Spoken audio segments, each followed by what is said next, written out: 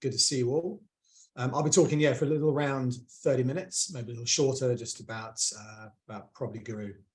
So just to talk, I guess, we're a vision-led company, and our vision here is to be the trusted advisor to every person seeking property.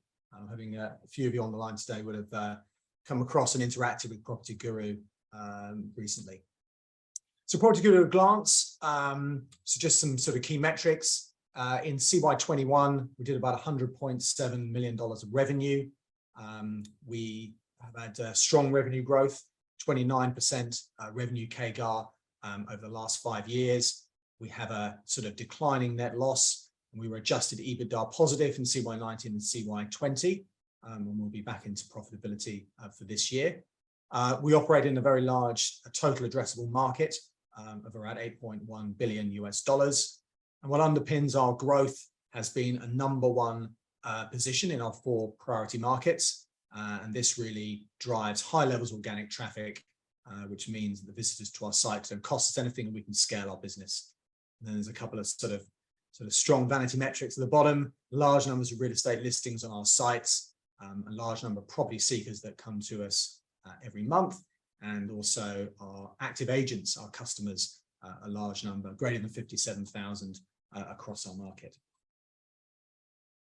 So let's talk a little bit about our journey. As a business, we started in Singapore in 2007 by Yanni and Steve, a Brit and a Finn, who were looking for property in Singapore and couldn't find an equivalent of Rightmove or other websites, and then set up their own.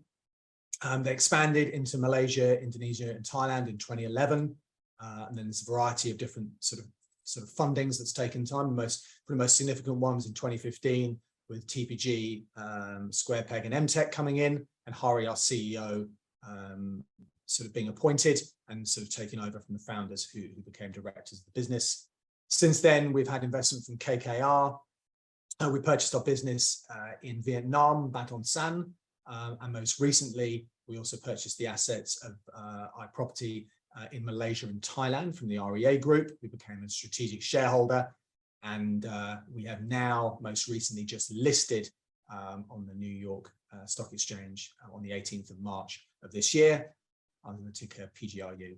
So a sort of a fairly strong journey over the last sort of 15 years.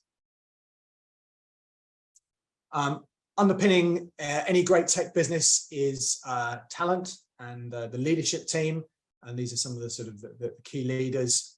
I won't sort of go through, except just to say quite an international bunch of talent who've operated not only in this tech space, but have also operated across Asia for a significant amount of time.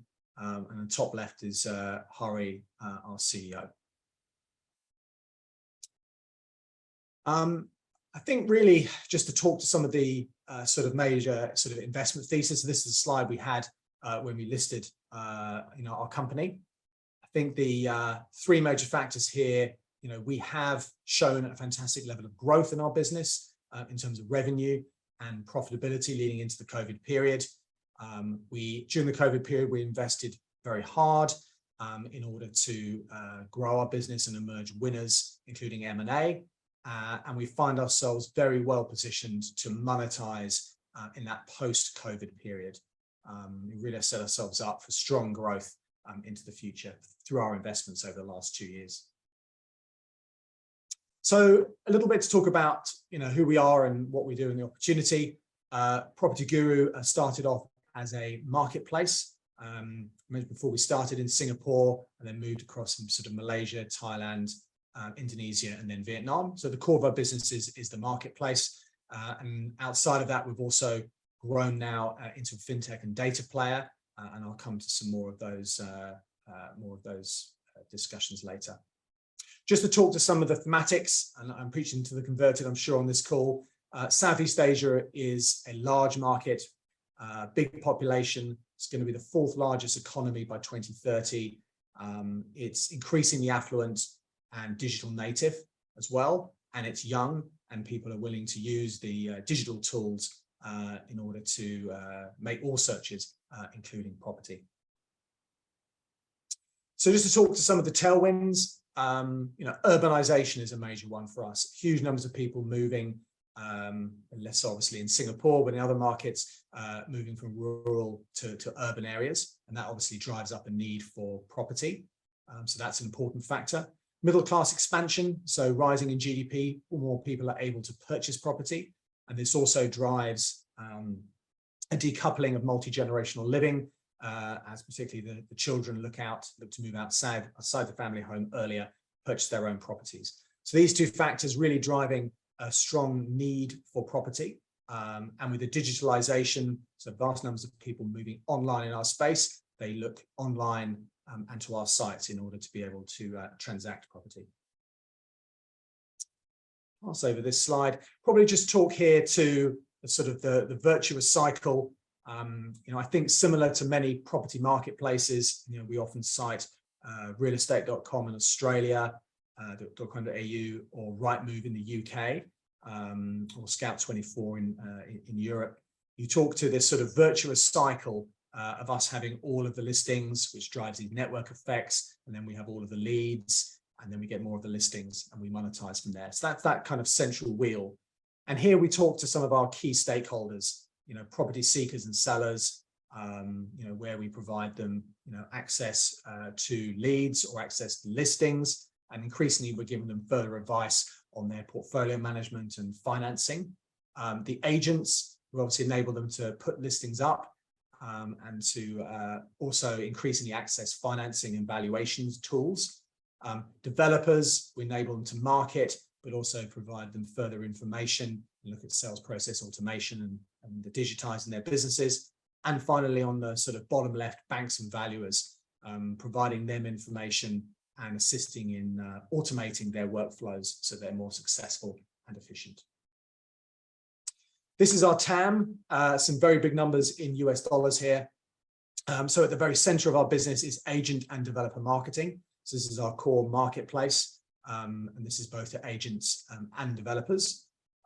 In the FinTech space, we have mortgage leads, property rental insurance. So we're already in mortgages, which I'll come to later, and there's plenty of further opportunities in that FinTech space. Data, our businesses in our region are very early in their transition to using data services in order to make decisions. So that's a sizable opportunity for us. Developer operating systems, and this crosses into developers as well as banks and the like as well. But on the developer side, automating their individual workflows is also a significant potential revenue stream for us. And finally, home services. There are lots of examples around the world. Angie's in the US is a good example, Airtasker in Australia, of successful home services businesses that have a lot of synergies with how we operate. So these are some of the TAMs that we're looking at as we grow and develop our business. So I'll just touch on a little bit just on our business model. So I'll come to FinTech and data later. So in terms of marketplaces on the left, effectively you've got agents on the far left, and then you've kind of got developers on the right. So on the agent side, our customers are the agents, not the agencies. Agencies obviously employ agents, but they're not really full-time employees. They're commissioned. The first allegiance is generally to themselves, and they have their own individual accounts and guard their leads pretty closely. So we have, there's very little pricing power in the market, and we have a lot of customers and a lot of competition. We operate annual subscription models in our core markets of Singapore, Malaysia, Thailand, and Indonesia, and these all have tiered packages. And then in Vietnam, we offer a pay-per listing model because it works better with with a slightly more disparate market that is less controlled with a load of smaller agents who are often part-time. I'm just going to move on now just to talk a little bit about the packages that we have in Singapore. So we have 4 packages, and you can see them outlined here. Left to right, they've got greater ad credits. Ad credits are currency that people will use to post listings or perform what we call depth or premium features, so to gain greater visibility at higher cost and get more leads. And then also data functionality, which goes up in package as well. So we control a lot of the pricing here. We obviously we control the price of the packages. We have a variable pricing model for consumption of credits as well. So, we have the opportunity to ensure that more junior agents obviously have a sort of lower cost of entry, and those with larger wallets, we're certainly able to drive yield and deliver them more leads and make them more successful. On our developer side, we have a sort of a plethora of products from awards and events which operate across the whole region, digital advertising, FastKey, our sales process automation software. So quite a range of services that we monetize developers from. FinTech, enabling frictionless home finance is where we're trying to get to. So, our approach really is just Singapore at the moment. We are a mortgage broker. So we have physical mortgage brokers. We harvest leads from our agents and also from our website. And then we help people to find the right mortgage for them and click the ticket on the way. We've originated over $2 billion worth of loans to date. We're certainly moving into sort of refinancing and insurance, and eventually we will white label products and potentially have our own fully fledged mortgage products somewhere in the future. We're just operating in Singapore at the moment, but there's a lot of opportunities across the region which we're looking at, especially in Vietnam. Our data business, astonishingly, there's some 6 billion plus of market cap just for data businesses for the property sector in places like the US. There's almost no businesses like that in our market of any size or scale. We bought a business, My Property Data, in Malaysia, and we've been running that sort of successfully and taking their products that service valuers and banks and developers and going to roll those out across Singapore before we look more widely at the region. And this is really providing a single source of truth for all of these players. And we obviously are able to connect with the transactions data, but also we have the unique demand data. So we know far in advance of when people have made sales, what areas or what types of property are attractive. And then that's obviously highly valuable information. Underpinning our business, we are a technology business. So we use things like artificial intelligence in order to moderate the millions of listings that we have. So if any of you guys have come across PropertyGuru Lens in Singapore, if you download our iPhone app, you can point your camera effectively at a building. It will recognize the building and show you what properties are available for sale or lease in that location, which is quite a cool tool, well worth trying out.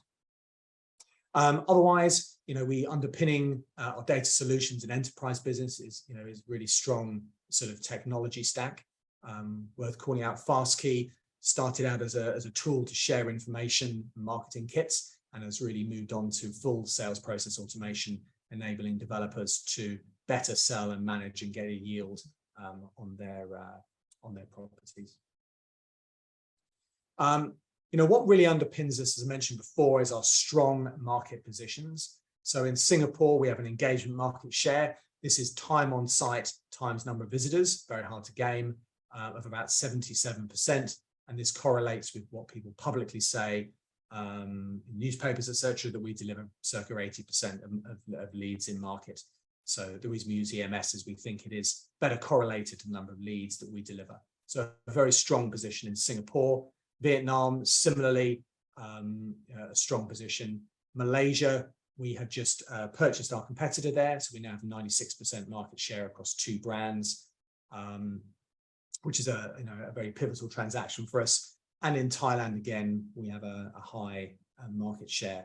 And this all drives high levels of organic traffic, which enables us to monetize the site, so we don't need to spend excessively on marketing to drive customers to the site.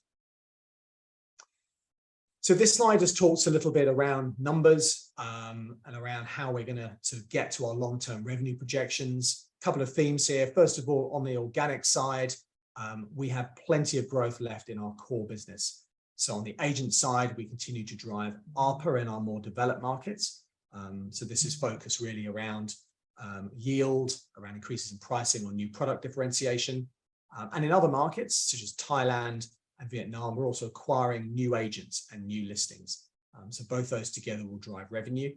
And on the developer side, we have a wide range of tools, and we'll be deploying those both in our existing markets and in new markets such as Vietnam and Thailand to really harness that offline to online migration.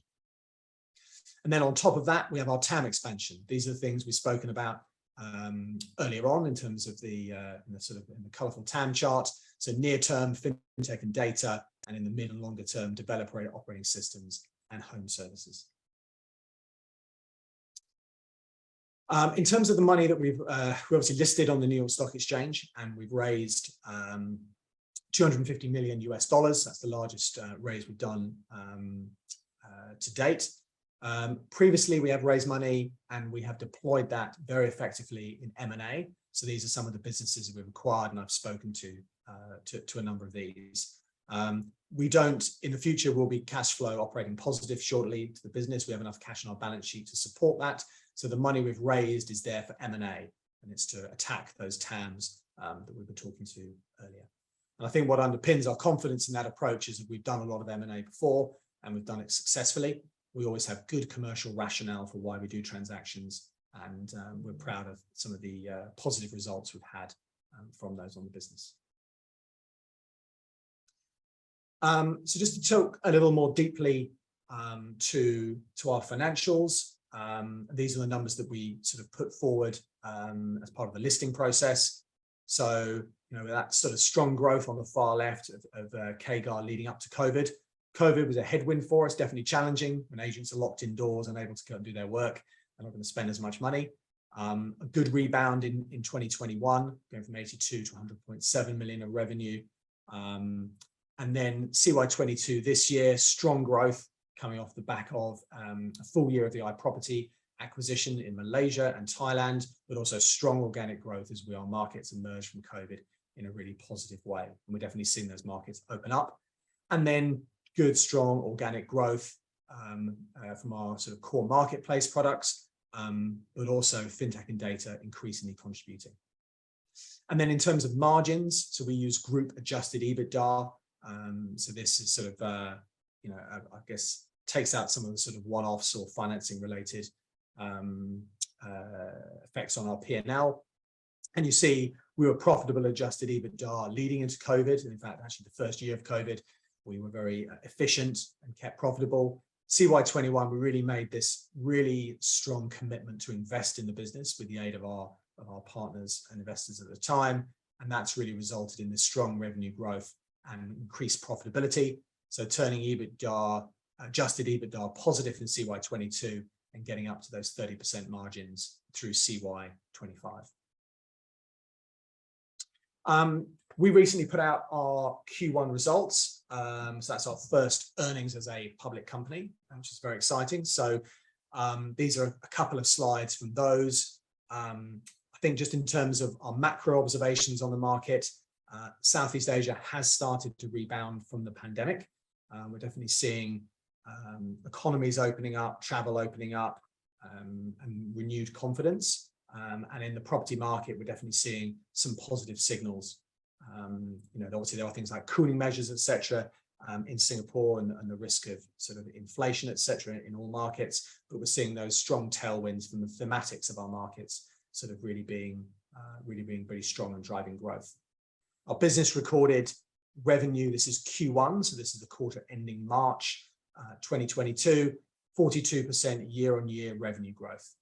And this is really reflecting both our investments in talent and technology, delivering better returns, and also obviously on the marketplace side, we had the Malaysian asset iProperty as well included. On pure marketplaces, on that acquisition, we continue to improve yield and really work on the integration. So our two brands, one team strategy, merging sort of front office and back office, and driving growth across both brands. So both brands work well together. iProperty is good at the top end, PropertyGuru at the mass market end, and we cross over in the middle.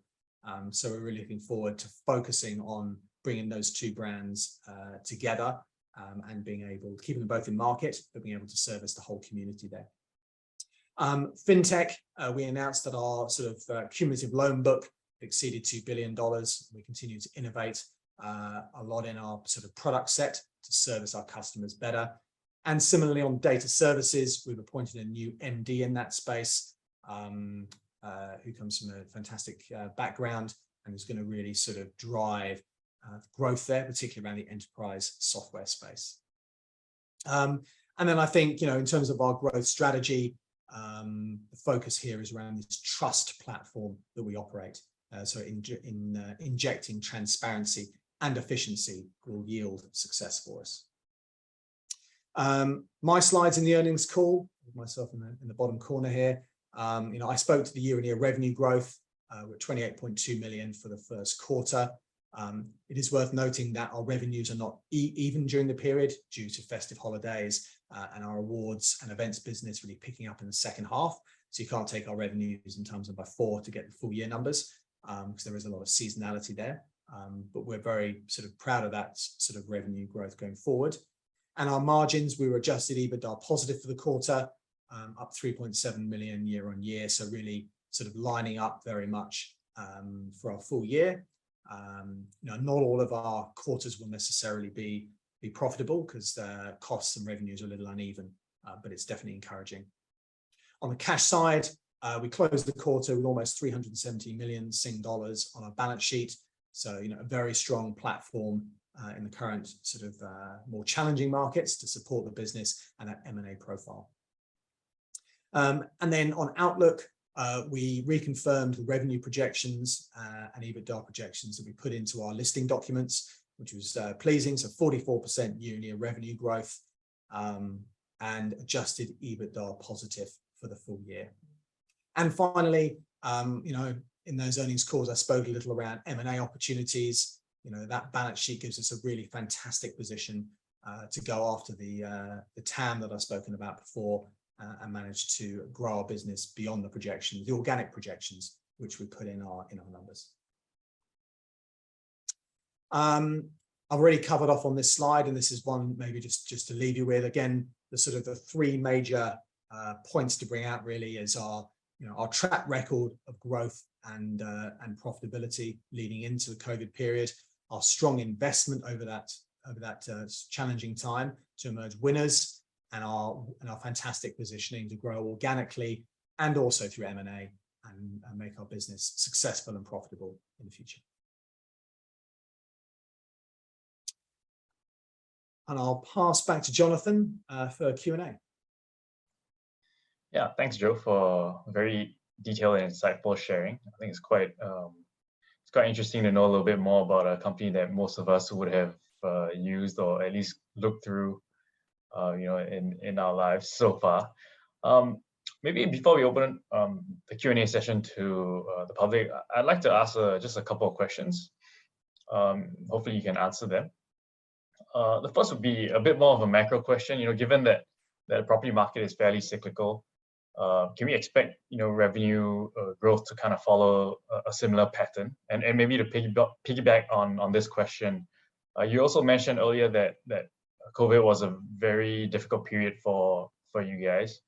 But it's also very interesting that the property market in Singapore, kind of exploded in terms of pricing. Maybe comment on that a little bit. Sure. So I think, since the most recent history of our business has been growing despite property market sort of situation. So, in the time that we've been monetizing our business really efficiently in the last 5 years, there's always been additional buyer stamp duty or other cooling measures that have been put into the market. And the market has gone up and down in that time, but we have continued our growth story. So we've grown pretty much evenly throughout the period, about a sort of circa 20 to 25% in Singapore. And that's really because we just deliver most of the leads in market. So regardless of whether or not the market is strong or weak, people still need leads. What we find when times are challenging is that people gravitate and spend money on those lead sources that are best for them. So certainly companies in Australia like REA and Domain were really made during the more challenging times when people focused on that. So I think we've grown despite the market in the years sort of leading up to COVID. So I think although obviously demand is a bit cyclical, when number of buyers in market is lower, that's when the agents need us most in order to maximize the number of leads that they're getting in order to continue to support themselves in their business. that's probably an answer to the first question. Look, in terms of Singapore, our revenues and the property market, it is, I suppose, in retrospect, everyone was taken a bit by surprise. Economists, much more distinguished and clever than myself, everyone was all surprised a bit by the rapid inflation in terms of property. And I think there's a couple of factors sort of, around that and around the uncertainty that COVID brought. For our business, we definitely supported there was a long period of uncertainty, I think, during that COVID period. And our focus was really on supporting those agents through those difficult times. So even though there was property price inflation, it was challenging for agents to get out and show properties, etc., a lot of controls, etc. And some of those suffered. And we definitely took measures to make sure that we were supporting our customers the best possible way that we can. And I think going forward, we have a huge amount of confidence in the Singapore property market. Singapore is a hugely attractive place, to both to base yourselves if you're a permanent resident or a citizen, but also if you're somebody who wishes to migrate here or somebody who wishes to invest here. So, we're very sort of, despite additional buyer stamp duty and other cooling measures, sort of we believe that the market will stay relatively strong, and obviously we'll be there to support agents with as many leads as they need in order to grow their businesses. Great. One last question from me before we open it up. And this has to do with profitability. How and when do you guys expect to be profitable as a company, and how does this, how do you balance this profitability with expansion into other markets or with your growth strategy moving forward? Sure. Look, I think we focus on adjusted EBITDA being the most important metric. And I think, that's just that's what we internally focus on. We also do focus on operating cash flow as well. We tend not to get sort of lost in some of these sort of the other sort of entries below EBITDA. Some of them are non-cash related, etc. They're obviously, all IFRS measures are important and valid. But really our operating focus is on adjusted EBITDA. And we definitely saw strong, saw good positive EBITDA pre-COVID. We went through that investment peak during that COVID period at the same time as revenues are put under a bit of pressure. We'd expect to be profitable at adjusted EBITDA this year, about 11.4 million. And then after that, on our organic business, it's just, good profitable yield and growth. We have good operating sort of synergies there through our high levels of organic traffic, and we are very confident of getting to our 30% EBITDA margins. And this is despite offering strong amounts of growth. So, there are other classified operators around the world who are single market, who deliver higher levels of profitability, but they're not growing in the same way that we are, and not operating in sort of a more diverse set of markets. So we feel very sort of confident on that and our assessment of going forward profitability. In terms of M&A, look, it's a difficult balance to take. The current cycle is obviously less about growth and more about profitability, but those cycles come in and out. We're just really focused on seizing the opportunity. There's many examples globally of industries where things have been a bit challenging, and those companies that have retracted and not invested have not been successful, and those that are brave and that focus on the long-term goal are successful, and that's where we're going to go. So you would hope to expect, with the strength of our balance sheet, that we can make good, well-priced acquisitions and really grow for longer-term shareholder value. Yeah, thanks for that. Okay, so now I'll take a few questions from the audience. There are a few questions on competitors, so I'll just lump them all into one. Sure. Who are your key competitors in the markets that you're currently in? What's your competitive edge over them? And are you taking market share from property agencies? Sorry. Sorry, and one last one on PropNex. It said PropNex is coming out with a new app. Do you see this as a threat given that they are the largest agency by agent count in Singapore? Sure. So I think in terms of competitors, the agents are our customers. By extension, the agencies are as well. And we work hand in hand with our agents, and our focus is just a relentless delivery of value to them. So they're very much our partners. We're not interested in, some people in some countries do this sort of digital agency model. That has no interest for us. Our core customers are agents, and we are single-mindedly focused on servicing the best possible way we can for them. So that's our approach to agents. I think building, we obviously we take all sort of any forms of competition sort of seriously. I think from our side, we've been around since 2007 in Singapore, and we've just established ourselves as a homegrown brand for all property that is available. And we feel we have a very strong resonance with people in Singapore, and they come to us for choice. People don't really want to go to an individual, the website of an individual estate agents or real estate agents generally, because they're not all of the inventories not there. They can't see everything side by side.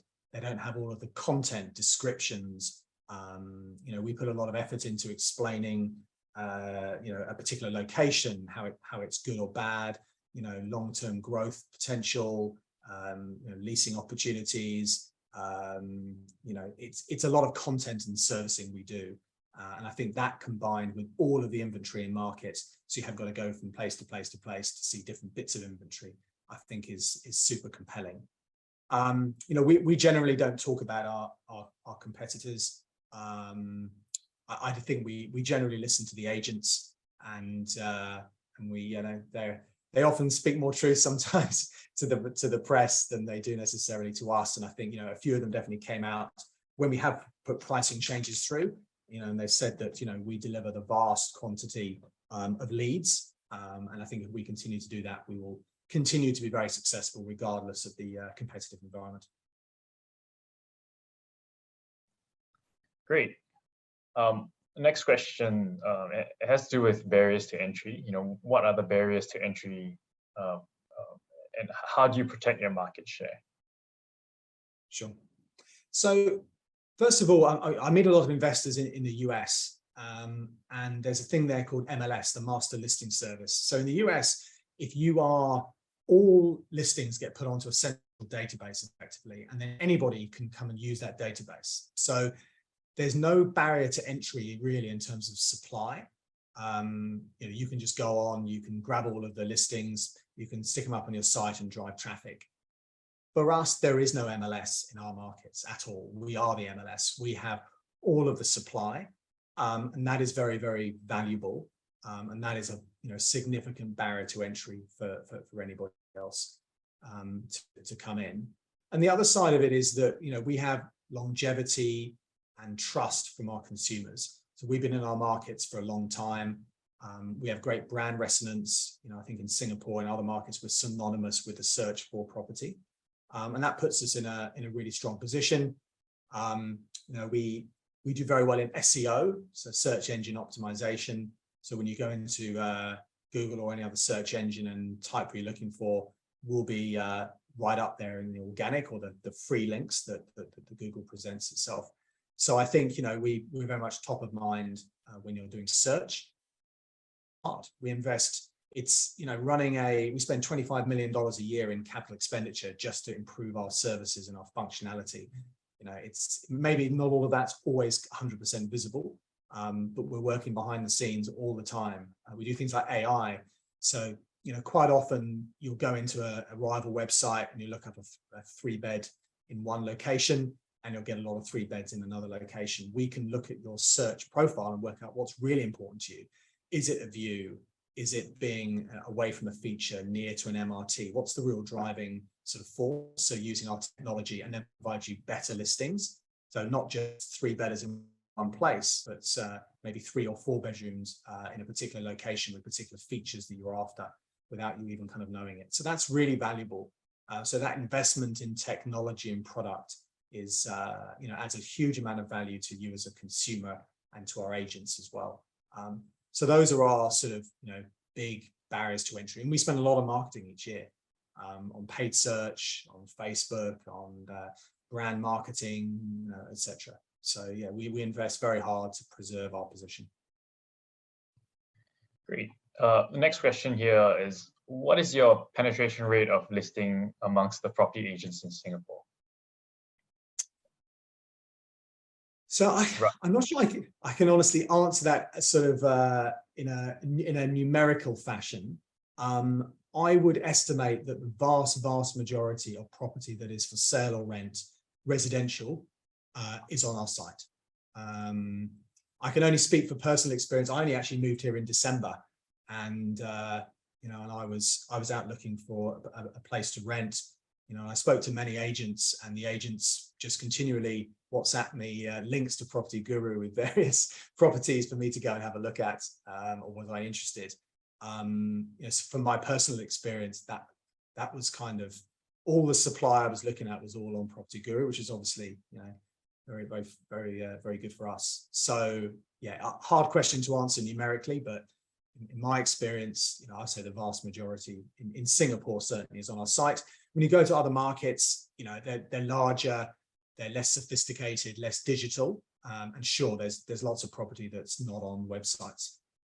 Still in places like Vietnam and Malaysia and Indonesia and Thailand, but that just gives us more opportunity to garner more listings and the more revenue. Great, yeah, and a little bit on that.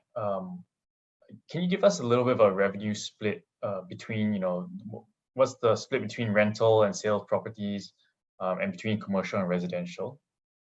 Sure. So bizarrely, that's actually quite a hard question to answer. And the reason is that most agents do a little bit of everything, which came as a surprise to me, actually.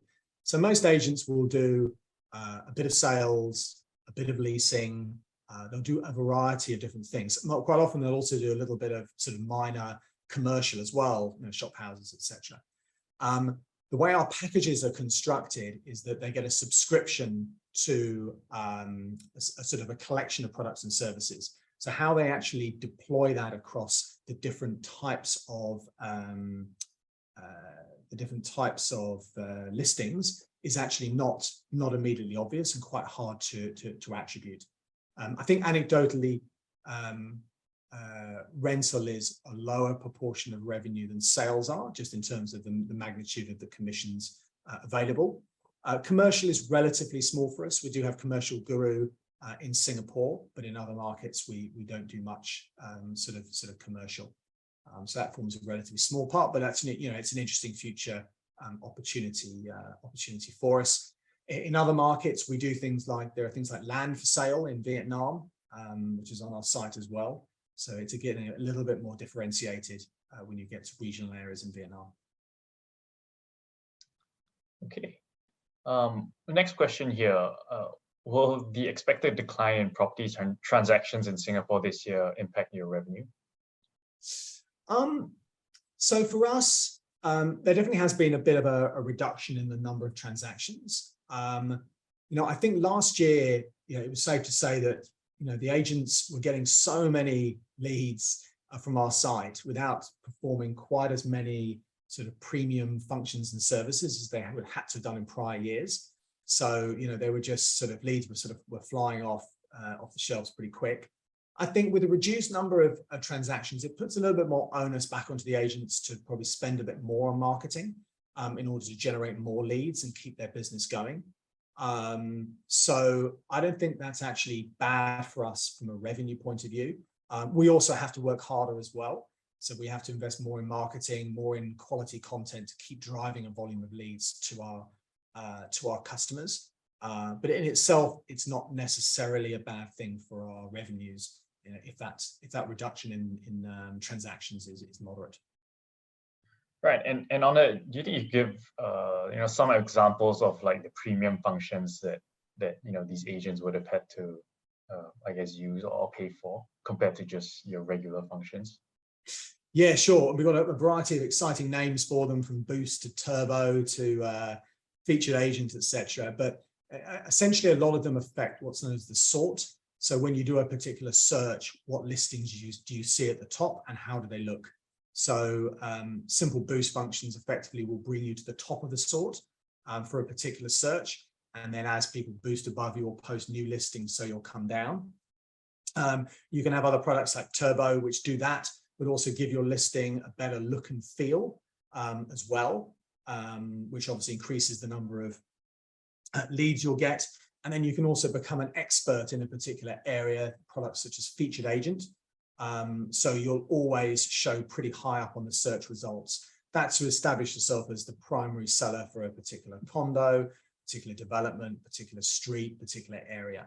And again, that'll push you further up the sort. So it's a combination really of appearing higher up in terms of what's seen first, but also a reflection of the quality of the listing, the amount of information. And as you go up in premium services, you have more pictures, more abilities to contact the agent, so you become more visible. But I mean, all of these, you know, the agent community are a very savvy bunch, and they won't pay for something that doesn't deliver. So in return for more money for a premium listing, we have to absolutely deliver more leads, and that's what we consistently do. Great. Maybe we'll switch kind of, we'll pivot a little bit into your FinTech opportunity. We've got a question here. Can you elaborate on the FinTech opportunity? Why would customers use PropertyGuru for loans, insurance, etc., when they're able to go direct or through real estate agents? Sure. So I think the answer is choice and convenience. So I to be honest, find it astonishing that there's not more brokers in our market. So I lived a lot in the UK and in Australia, and you know, I find it fairly bewildering, the range of mortgages that are available, the different terms and the like. And I think so in Australia, 70% of mortgages have a broker involved. So I have a broker there, and she sort of recommended a mortgage. She helped me process all of the paperwork. She liaised with the bank. I really did very, very little, in all honesty, other than sign a couple of pieces of paper. She keeps me informed about when it's time to remortgage, how I can get the best rates, how I can negotiate with my bank or others. You know, adds a real sense of value. So that's, I think, really helpful. And the same story is true in the US and also in Australia. So I'm really surprised there aren't more brokers in market. Still, getting a mortgage is a very manual process, form filling, information gathering on a repetitive basis for each individual application. You know, it's something that I think the UK and Australia sort of, you know, you have to go back 20 years to see people doing that. So we just really want to provide clarity and value to our customers. And we think if they come to our finance site, we have a real live person who will help them through making decisions of where they should finance. You know, we get a lot of inquiries about refinancing, and sometimes we just say to customers, don't refinance. You've got a great deal, stay with it. You know, come back in a couple of years. And sometimes we say, look, you know, you can get a much better deal and save yourself money. Particularly in an environment now where interest rates are looking, they're going to rise. Now's a great time for people to sort of refinance and set themselves up to be insulated against any interest rate changes in the future. So we will continue to offer that value. We'll try and make it as painless and frictionless as possible. You know, in the long term, you know, it should be as easy as booking a holiday, if not easier. And that's what we strive to do. Great. So next question. What percentage of the revenue and net profit does agents' subscription fees contribute to? And which segments of the business are already having a net profit? Yeah, so I think we tend to look at things in terms of countries. So we have our segments really are a marketplace, which is agents and developers, and then FinTech and data, and we tend to go by country. So Singapore is profitable. It's sort of mid-60s% profitable EBITDA margin, which is really, really good, and up there with some of the best that you can see in the market, in the UK and Australia. And then, you know, Malaysia is becoming more profitable as well, and we will be in profit this year as a result of our merger with our competitor. And Vietnam has been profitable for a long time as well. So those marketplace segments are profitable. We don't absorb the sort of central overhead costs of providing the platforms and management. We look at those kind of as one sort of consolidated amount, but those anecdotally and individually are profitable. FinTech and data are not. Those are in growth phase. Thailand is not far off. Well, actually, we put Thailand and Indonesia together, actually. But if you go back to when they were sort of split out previously, Thailand's relatively sort of closer to profitability, and Indonesia is a little farther away, as it is a bit of an earlier stage market for us. So those are some of the sort of the trends we're seeing, and increasingly those individual markets will increase in profitability and increase in overall EBITDA contribution, and that will obviously outweigh our central costs and our emerging businesses and push us into that adjusted EBITDA positive territory. Great. The next question here is a little bit on growth. Any further insights on the utilization of your $270 million cash on your balance sheet? Which sectors and geographies are key focus areas? Sure. Our plan is not geography-wise to move out of where we are now. We're in the 5 best, most developed markets in our region. We're very excited about the opportunities. Our plan really is to go deep into those markets, but we're also planning to go a little bit broader, to go a little deeper as well. So hence our interest, primarily is in fintech and data. So on the fintech side, we have a mortgage business in Singapore. How can we make that bigger and more successful? How can we drive more leads? There are acquisitions we can make to improve that business. Are there more broader fintech offerings we should be making in order to fully satisfy our customer and consumer base? Should we be pushing that out to Vietnam or to Malaysia next? On the data side, we have a great data business in Malaysia, growing that into Singapore. Where's next? Traditionally in markets like Vietnam, where there's very little data available, that's when we can add the most value. So we're keeping those eyes open on that. And there are some great and interesting startups in fintech and data space that we'll consider acquiring and integrating. So that's definitely top of mind. And then again, we spoke before, home services is another one. There's some interesting startups in several of our markets who are doing home services. So getting things like cleaners, aircon, etc. Those home-related sort of services can be quite challenging to find good vendors at good prices who are reliable, etc. So can we, through technology, help with that in order to gain sort of efficiency for the broader market? So that's an area of interest, and that may not necessarily just be in Singapore or Malaysia. It could be in Vietnam as well. And finally, developer operating systems. So developers are quite early stage in their use of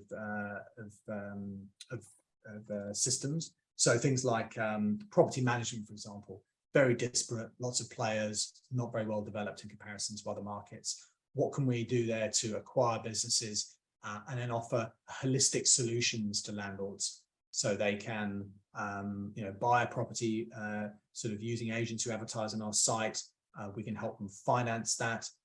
We can help them then sort of manage and get vendors, etc., to assist with their properties. So those are some of the sort of core areas of focus, and we consider ourselves extremely fortunate that we've got money on our balance sheet at a time where it is quite challenging out there, and and we hope to use our capital very wisely.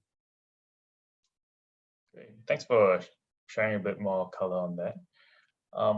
So the next question here is, PropertyGuru seems to be dependent on agents using your platforms.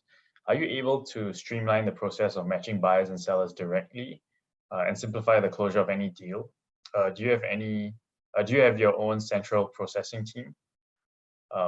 And I'll lump this question in as well. Is letting property owners to list directly a viable option? Yeah. So I'll answer the last question first. We don't have property owners listing directly. We see the agents add a huge amount of value in the market. The way that a transaction works today is pretty manual. There's a lot of individual negotiation. There's sort of searches and another piece of information needs to be gathered. There's SPAs to be negotiated and brought together, and there's a lot of work that the agents do that is highly valuable. One of the challenges with our site is that there are a lot of leads are delivered, and you need to be able to manage those leads. And agents are really very, very well located and trained to do that. You know, where in other markets we've had people putting listings up themselves, they've just really struggled with the volume of inquiries and how to deal with them, how to deal with individuals, how to deal with co-broking requests. It can be a bit overwhelming for people. And I think agents add a huge amount of value in our market. In terms of smoothing that process, you know, we would love to digitize it. There are companies like Lendy in Australia who assist with bringing together pieces of the mortgage application. You know, we're definitely looking at tools to facilitate that. We would love to be able to digitize the actual purchase process. We've got lots of plans in place to do as much as we can. It is quite hard going on occasion. You know, there's a lot of different systems and people to line up. And, you know, a lot of the processes, some of the financial institutions, they still struggle with the digitization. So we're definitely trying there. That's definitely in our roadmap. But, you know, our agents are our lifeblood and our partners. And, you know, we all do everything we can to deliver them leads and also to make their lives more productive and efficient. Great. There's this question from the chat. What is your customer retention rate in FY21 and for the past 5 years on average? Bit of a detailed question there, right? So I think, so we look at agent renewal rate. So that is probably the sort of the key metric. We only share that for Singapore. It's a little difficult when you get out into the other markets to look at renewal rates. They are lower than they are in Singapore, but sometimes that's because people flit in and out of the market in an unlicensed environment much more, change phone numbers, etc. So Singapore is where we have the best data. You know, we're about 78% or so retention rate. So we have annual contracts, and when people come to renew, 78% of those will renew. Now, what happens to the other 22%? So every year, 10 to 15% of agents cease to be agents or do something else or cease to be active. You have to keep your license current, take exams, you have to invest money. And if the market's not that great, then you may go back to being retired, you may go back to another job, you may work in a shop, you may be a grab driver, you could be anything. So we do find that people enter and leave the market, you know, 10 to 15% enter and leave the market the whole time. We do operate quite strict rules. So if an agent falls off, I think it's more than 60 days or so after the end of their contracts, they're counted as a new customer when they come back in. Some people do take a break, you know, over a holiday period, they may sort of cease doing agent activity for a month or two for other reasons. So we do have a slightly draconian view on a new agent or not. So that skews the numbers a little bit as well. And on the flip side of all of this, every year, lots of people pass their exams and become agents. You know, and we try and support them as much as we can, when, you know, with special packages, etc., in order to attract them to come and join. So that's probably the best metric I can give you. We think 78, early 80% is about as good as it gets. Great, thanks for that. Next couple of questions here, I'll put them together. What is hurting profitability? Is it a high customer acquisition cost? And also, how does your sales commission expense work? So I think we're just in, why are we less profitable than a single market company like Rightmove? Maybe I'll turn it around and answer that question. So Rightmove, or REA, which is predominantly an Australian business. So Rightmove has been doing the same thing since 1997, and it's been doing it roughly in the same way, and it does it very, very, very well. And it's got it really honed to a fine art, but it does that one thing really well in one market, and that gains you enormous efficiencies and enables them to deliver 70% EBITDA margins, which is truly, you know, phenomenal. In our markets, you know, Singapore is very well developed, and there's a relatively high level of trust. But in other markets, there is less trust. It takes more people to be involved in a transaction to get people comfortable. They want to speak to somebody rather than just do things in an automated way, and it takes time to do that. In some areas, we are growing our market share, bringing on new customers, you know, expanding the volume of transactions we're doing. And that also, you know, that also takes a fair amount of sort of, you know, people and costs, etc., to build. So we're very much still in that sort of build phase in many markets. And as we mature, so you'll see more focus on yield, and our business operations, particularly in fintech and data, will be more stable and less in that hard growth phase. And then you'll start to see more profitability come through the business. Great. One question here: how does the company deal with fake listings on the portal? Yeah, fake listings. So there's a couple of things we do. People are certainly able to report fake listings, and they do, and we follow those up. We hunt down the agents and find out why, and try and get good behavior. So that's one thing that we do. We also use a lot of AI to remove fake listings as well. So fake listings often take photographs or material from other listings, and our AI tools can track that and track when it's not original. Often they just use stock photos and the like. So we can also track those down and block those, and they tend to be very poor quality. So not much information, lower number of photos, less detail. So we can often track those, and then we go back and either refuse to get those listings posted, or we speak to the agent and try and sort of modify behavior.